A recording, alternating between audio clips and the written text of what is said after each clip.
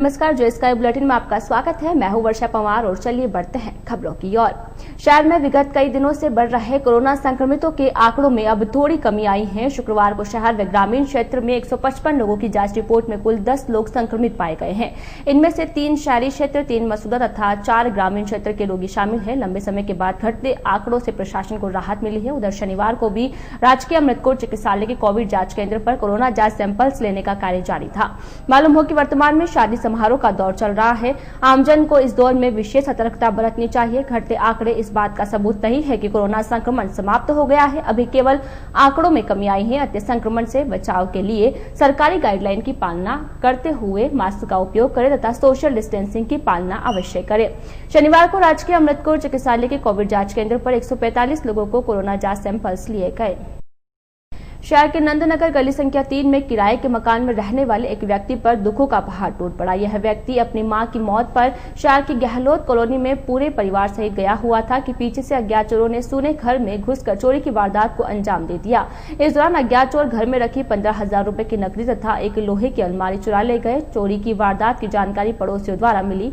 जानकारी के अनुसार शहर के नंदनगर स्थित पुरुषोत्तम दास सिंधी के मकान में टीकम चंद पुत्र मदनलाल अपने परिवार के साथ किराएदार के रूप में रहता है। मालूम हो कि 6 दिसंबर को गहलोत कॉलोनी सुभाष नगर में टीकम की मां की मौत हो गई। मां की मौत के बाद से ही टीकम व उसका परिवार सुभाष नगर गया हुआ था। इस दौरान चोरों ने मकान सूना होने का फायदा उठाते हुए ताला तोड़कर भीतर प्रवेश किया तथा कमरे में रखी अलमारी का ताला तोड़कर वहां रखे 15,000 रुपए की नकदी तथा अलमारी चुरा ले गए।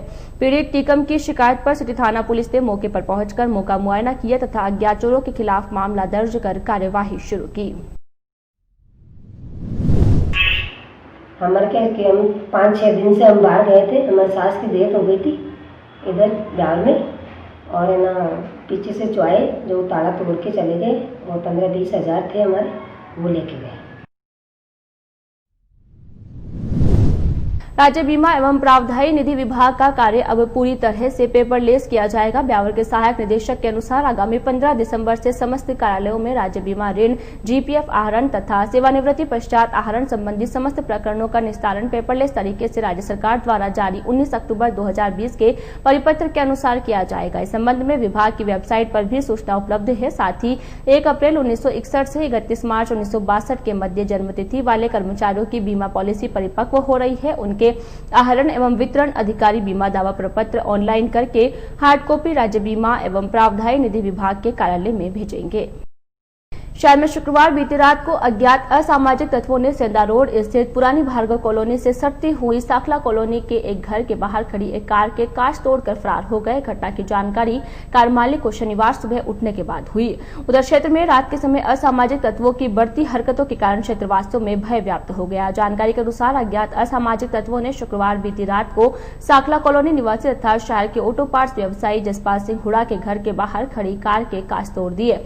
आशंका जताई जा रही है कि अज्ञात लोग कार को ले जाना चाहते थे, लेकिन कार के स्टार्ट नहीं होने के कारण ऐसा किया गया। मालूम हो कि उक्त क्षेत्र में इससे पहले भी कई बार इस प्रकार की घटनाएं घटित हो चुकी है। इसी प्रकार शहर की कुमावत कॉलोनी में अज्ञात असामाजिक तत्वों ने घर के बाहर खड़ी एक कार के सामने का कांच तोड़ दिया। इस संदर्भ में पीड़ित कार मालिक ने सिटी थाना पुलिस को शिकायत दी। शिकायत के बाद पुलिस ने मौके पर पहुंचकर मौका मुआयना किया। पुलिस को दी शिकायत में पीड़ित कार मालिक मुकेश जोशी ने बताया कि अज्ञात लोगों ने शुक्रवार रात को घर के बाहर खड़ी कार का सामने का कांच पत्थर मार कर तोड़ दिया। घटना की जानकारी शनिवार सुबह हुई। पुलिस ने पीड़ित की शिकायत पर जांच शुरू कर दी है। कुछ अज्ञात लोगों ने रात्रि 10 बजे बाद मेरी गाड़ी का कांच तोड़ दिया, प्लस उसके साथ कुछ हरकतें गलत करी और उन्होंने ले जाने का प्रयास किया। मुझे बहुत खेद है इस चीज़ का कि अभी भी असामाजिक तत्व ऐसा कार्य कर रहे हैं। हाँ, मैंने पुलिस में शिकायत दे दी है इसके लिए। पंचायत राज चुनाव में जवाजा पंचायत समिति के नवनिर्वाचित प्रधान गणपत सिंह रावत व उप प्रधान पारी देवी ने आज पंचायत समिति पहुंचकर पदभार ग्रहण किया। प्रधान गणपत सिंह व उप प्रधान पारी देवी ने शुभ मुहूर्त के अनुसार पदभार संभाला। इस दौरान विधायक शंकर सिंह रावत ने प्रधान गणपत सिंह व उप प्रधान पारी देवी को पदभार ग्रहण कराया। इसके बाद उन्होंने सभी 46 ग्राम पंचायतों में विकास कार्य करवाने व क्षेत्र की विभिन्न जन समस्याओं के निराकरण का संकल्प लिया।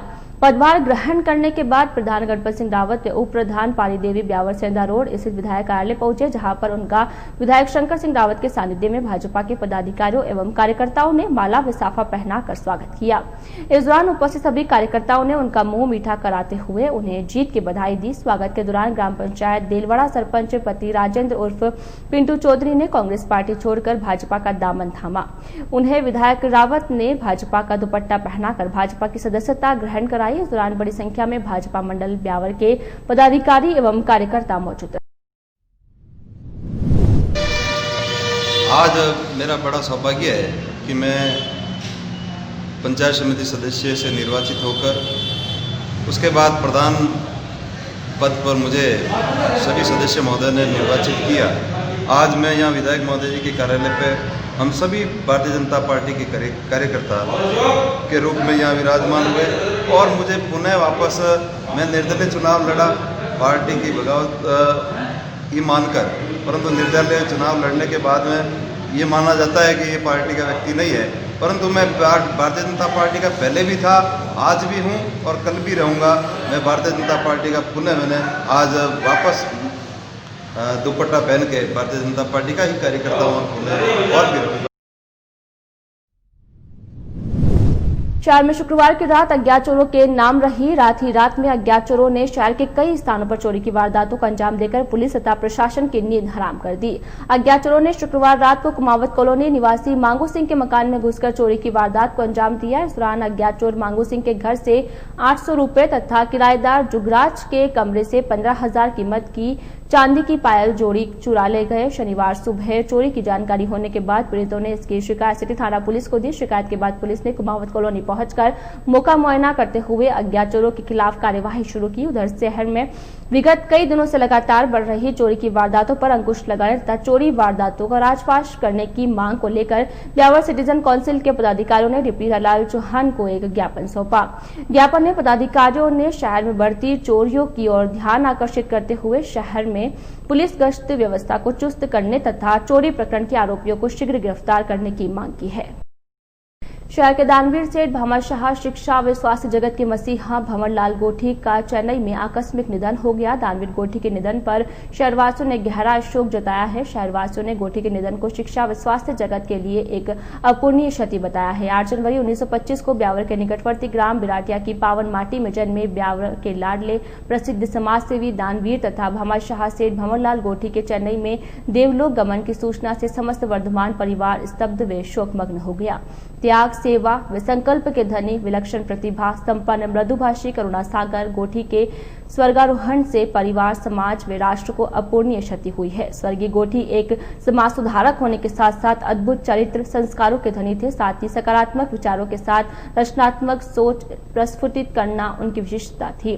साधारण सा बाल्यकाल बिताकर अपनी मेहनत, चुनौतियों व संघर्षमय जीवन से दक्षिण भारत के चेन्नई में प्रमुख फाइनेंस कारोबारी व रियल एस्टेट क्षेत्र में विशिष्टता स्थापित करना आपके व्यावसायिक कौशल का ही प्रतीक है। सच्चे सुश्रावक एवं श्रवणोपासक के रूप में सामयिक पोषण, संवाद, निरंतर साधना कर जन शासन की प्रभावना करना उनका नित्य कर्म था। मूक पशुओं, पक्षियों, गौ सेवा व शाकाहार प्रसार में उनका संपूर्ण जीवन समर्पित था। राजस्थान की माटी के इस मस्तक ने अपना संपूर्ण जीवन दूसरों को खुशियां देने व मुस्कान बिखेरने में बिताया। अनेक संस्थाओं, ट्रस्टों के प्रमुख व पदाधिकारी के रूप में समाजोपयोगी कार्यक्रमों से उनका सीधा जुड़ाव था। ब्यावर में प्रमुख थे श्री जैन सेवा समिति, श्री वर्धमान कन्या पीजी महाविद्यालय, श्री पार्श्वनाथ हॉस्पिटल, अर्चना अतिथि गृह, मुनि हजारीमल स्मृति बुक बैंक, आदर्श विद्या मंदिर, चांग तेजा चौक व अमृत कौर अस्पताल ब्यावर में, प्याऊ का निर्माण चेन्नई तथा ब्यावर में अनेक संस्थाओं को निरंतर संचालन व स्थापना गोठी के अथक परिश्रम, मार्गदर्शन व अर्थ सहयोग से संभव हुई। दानवीर व भामाशाह भंवरलाल गोठी के निधन पर समस्त शहरवासियों ने शोक संवेदनाएं व्यक्त की है। राजस्थान राज्य विधिक सेवा प्राधिकरण जयपुर के निर्देशानुसार शनिवार को ब्यावर स्थित समस्त न्यायालयों में राष्ट्रीय लोक अदालत का आयोजन किया गया। लोक अदालत के दौरान कुल 184 प्रकरणों का अंतिम रूप से निस्तारण किया गया। लोक अदालत के दौरान तालुका अध्यक्ष व अपर जिला एवं सेशन न्यायाधीश ब्यावर बुलाकीदास व्यास ने कुल 72 प्रकरणों का निस्तारण आपसी राजीनामा के माध्यम से किया। साथ ही मोटर वाहन दुर्घटना दावों के 55 प्रकरणों में पीड़ितों के पक्ष में 3,01,09,000 रुपए के अवार्ड पारित किए। अतिरिक्त मुख्य न्यायिक मजिस्ट्रेट ब्यावर श्रीमती ममता सैनी व न्यायिक मजिस्ट्रेट श्रीमती अभिप्सा चारण ने 112 प्रकरणों का निस्तारण आपसी राजीनामे के आधार पर किया। राष्ट्रीय लोक अदालत में प्रकरणों के आपसी राजीनामा के आधार पर निस्तारण में ब्यावर बार संघ अध्यक्ष अधिवक्ता भूपेंद्र सिंह तोमर, सचिव ऋषिराज चौहान, वरिष्ठ अधिवक्ता ललित सटाक, एस ओबरॉय, एल के व्यास, बलवंत सिंह चौहान, जयप्रकाश जांगी, नवरत गोस्वामी, बालकृष्ण गोठवाल, धर्मेंद्र शर्मा, सोहनलाल शर्मा, टीकम सिंह चौहान, लक्ष्मण सिंह पंवार, सिकंदर अली, सुश्री संतोष अग्रवाल, रघुवीर सिंह शेखावत, अशफाक मोहम्मद, शैलेंद्र गंडेर सहित अन्य अधिवक्ताओं का सहयोग रहा। राष्ट्रीय लोक अदालत में सहयोग करने के लिए तालुका विधिक सेवा समिति अध्यक्ष एवं अपर जिला एवं सेशन न्यायाधीश बुलाका दास व्यास ने विभिन्न बीमा कंपनी, बैंक, BSNL के अधिकारीगण तथा बार संघ के समस्त अधिवक्तागण तथा आमजन का आभार व्यक्त कर धन्यवाद ज्ञापित किया। अंतर्राष्ट्रीय रामस्नेही संप्रदाय के संत गोपाल राम महाराज ने अजमेरी गेट स्थित रामद्वारा में नियमित रूप से चल रही सत्संग के दौरान उपस्थित श्रद्धालुओं को प्रवचन रसपान करवाते हुए कहा कि जीवन हमेशा एक सा नहीं रहता। परिवर्तन को स्वीकार कर हम अपनी निराशा से पार पहुंच सकते हैं और समय के साथ चलकर अपने जीवन को सुखमय बना सकते हैं। महाराज ने कहा कि जीवन है, जब तक संघर्ष रहेगा। एक व्यापारी को व्यवसाय में बड़ा नुकसान हुआ। उसे लगने लगा कि उसकी जिंदगी में चारों ओर अंधेरा भर गया है। मन में आत्महत्या का विचार उपजा। वह जैसे ही नदी में कूदने जा रहा था कि किसी ने उसे पीछे से पकड़ लिया। आत्महत्या करने की कोशिश करने वाला व्यक्ति फूट फूट कर रोने लगा और कहने लगा, आपने मुझे क्यों बचा लिया? ऐसी जिंदगी से मर जाना ही अच्छा है। उस व्यक्ति की पूरी कहानी सुनकर मुसाफिर बोला, तुम यह मानते हो कि पहले तुम सुखी थे? हाँ, मेरी जिंदगी में उत्सव ही उत्सव था, लेकिन अब अंधेरे के सिवा कुछ नहीं बचा। मुसाफिर ने कहा, क्या तुम नहीं जानते कि दिन के बाद रात ही आती है और रात के बाद दिन ही आता है? वह व्यक्ति बोला, यह तो सभी लोग जानते हैं। जानते हो तो आत्महत्या क्यों कर रहे थे? तुमने जब सुखी जीवन को स्वीकार किया तो अब दुखी जीवन को क्यों स्वीकार नहीं करते? रात के बाद फिर दिन ही आना है। परिवर्तन प्रकृति का नियम है। हम प्रकृति के इस नियम को जब भी मानने से इनकार करने लगते हैं तब हम दुखी होते हैं। जब अच्छे दिन स्थायी नहीं रहते तो बुरे दिन भी नहीं रहेंगे। संत ने कहा कि परिवर्तन को स्वीकारना ही हमें गतिशील बना सकता है। हम समय की ऐसी रेलगाड़ी के साथ साथ चल रहे हैं जिसमें रुकने का मतलब पिछड़ जाना होता है। जीवन के सफर का वास्तविक आनंद हम तभी उठा सकते हैं जब हम समय के साथ चले, पुराने स्टेशनों को छोड़ते जाए और नए स्टेशनों पर समय के अनुकूल नवीनता को अपनाते जाए। शहर के छावनी रोड स्थित पीर बाबा की मजार के सामने सब्जी खरीद रहे आर्य कॉलोनी मसूदार रोड निवासी जगदीश पुत्र नेमीचंद को एक बाइक सवार ने टक्कर मार दी। बाइक की टक्कर के कारण जगदीश बुरी तरह से घायल हो गया। घायल अवस्था में जगदीश को राजकीय अमृतकोट चिकित्सालय ले जाकर भर्ती करवाया, जहां पर उपचार के दौरान जगदीश ने दम तोड़ दिया। हादसे की जानकारी के बाद सिटी थाना पुलिस ने शव को कब्जे में लेकर मोर्चरी में रखवाया तथा परिजनों की उपस्थिति में शव का पोस्टमार्टम करवाने के बाद शव परिजनों के सुपुर्द किया। पुलिस ने परिजनों की रिपोर्ट पर बाइक सवार के खिलाफ मामला दर्ज कर जांच शुरू कर दी है। शहर के गड़ी तोरियान चौराहे पर शनिवार शाम को एक कार चालक ने बाइक को टक्कर मार दी, जिसके कारण बाइक पर सवार तो किशोर घायल हो गए। हादसे के बाद दोनों किशोरों को उपचार के लिए राजकीय अमृतकोट चिकित्सालय ले जाकर भर्ती करवाया, जहां पर एक किशोर की हालत ज्यादा खराब होने के कारण प्राथमिक उपचार के बाद अजमेर के लिए रेफर कर दिया गया। बताया जा रहा है कि हादसे के बाद कार चालक कार को मौके पर ही छोड़कर फरार हो गया। जानकारी के अनुसार गड़ी तोरिया निवासी साहिल पुत्र सलीम काठा तथा तेजू पुत्र पप्पू सिंह रावत शनिवार शाम को एक बाइक पर सवार होकर शहर से अपने गांव की ओर जाने के लिए गड़ी चौराहा पार कर रहे थे कि इस दौरान एक कार चालक ने तेज गति व लापरवाही पूर्वक कार चलाकर बाइक को टक्कर मार दी, जिसके कारण बाइक सवार दोनों किशोर घायल हो गए। दुर्घटना के बाद दोनों को उपचार के लिए एकेश में लाकर भर्ती करवाया, जहां पर तेजू की हालत ज्यादा खराब होने के कारण प्राथमिक उपचार के बाद उसे अजमेर के लिए रेफर कर दिया गया। राज्य सरकार से सामाजिक सुरक्षा पेंशन प्राप्त कर रहे समस्त पेंशन धारकों के पेंशन का भौतिक सत्यापन करवाना आवश्यक होगा। पेंशनधारी 15 जनवरी 2021 तक आवश्यक रूप से सत्यापन करवा ले, जिससे कि उनकी पेंशन जारी रहे।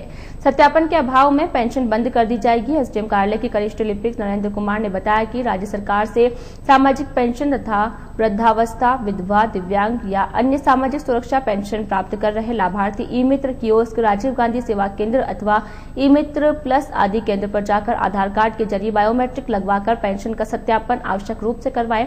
साथ ही फिंगरप्रिंट नहीं आने की दशा में रजिस्टर्ड मोबाइल में ओटीपी के जरिए भी सत्यापन करवाया जा सकता है। यह सत्यापन 15 जनवरी 2021 तक आवश्यक रूप से करवाया जाना है। ज्ञात रहे कि उपखंड क्षेत्र में फिलहाल मात्र 30% पेंशनरों ने ही अपना सत्यापन करवाया है। ऐसे में जिन्होंने सत्यापन नहीं करवाया है, उनकी पेंशन पर तलवार लटक सकती है।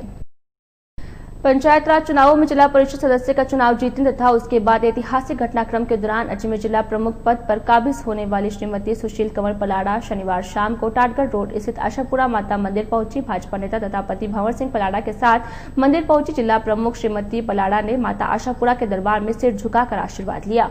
शिव भक्त तथा धार्मिक आस्था में अटूट श्रद्धा रखने वाली जिला प्रमुख श्रीमती सुशील कंवर पलाड़ा का जिला प्रमुख बनने के बाद शनिवार को यह पहला दौरा था। पलाड़ा दंपति के आशापुरा माता मंदिर पहुंचने पर उनके समर्थकों ने दोनों का फूल मालाओं से लाते हुए विजयी नारों से वातावरण को गुंजायमान कर दिया। माता के दरबार में हाजिरी लगाने के दौरान मंदिर पुजारी दामोदर शर्मा ने पलाड़ा दंपति का स्वागत किया। इस दौरान उन्होंने भंवर सिंह पलाड़ा को साफा तथा जिला प्रमुख सुशील कंवर पलाड़ा को माताजी की चुनरी ओढ़ाई। इस दौरान विश्व हिंदू परिषद के लक्ष्मी नारायण शर्मा, पृथ्वी सिंह भोजपुरा तथा चंद्रशेखर सोलंकी ने भी उनका माला पहनाकर तथा पंचमुखी हनुमान जी का चित्र भेंट कर स्वागत किया। इस दौरान पूर्व सभापति पार्वती जागृत व सतीश जागृत सहित बड़ी संख्या में पलाड़ा के समर्थक उपस्थित थे। इससे पहले पलाड़ा दंपति के चांगेर से गुजरने के दौरान टाइगर बैटरी पर पार्षद मंगल सिंह मोनू तथा पूर्व पार्षद विनोद खाटवा के नेतृत्व में भव्य स्वागत किया गया। इस दौरान उपस्थित भाजपा कार्यकर्ताओं ने पलाड़ा दंपति को फूल मालाओं से लाते हुए उन्हें बधाइयां दी। स्वागत के दौरान पूर्व पार्षद व मुख्य सचेतक रविंद्र जॉय, पार्षद वीरेंद्र सिंह, कमल तुनगरिया, टिल्लू भाई तथा अन्य कार्यकर्ता उपस्थित थे। आज के इस बुलेटिन में फिलहाल इतना ही। पूरी टीम के साथ दीजिए इजाजत, फिर मिलेंगे। नमस्कार।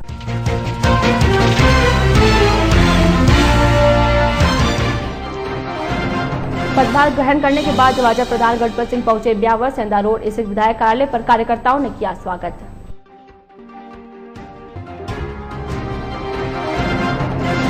शहर में शुक्रवार की रात अज्ञात चोरों का रहा बोलबाला। सुने मकानों में चोरी की वारदातों के साथ तोड़े वाहनों को कांच।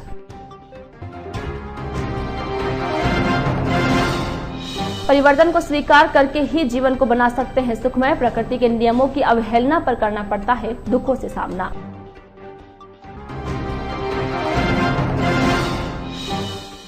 और नवनिर्वाचित अजमेर जिला प्रमुख सुशील कंवर पलाड़ा पहुंची आशापुरा माता मंदिर। माता के दरबार में धूप लगाकर लिया आशीर्वाद।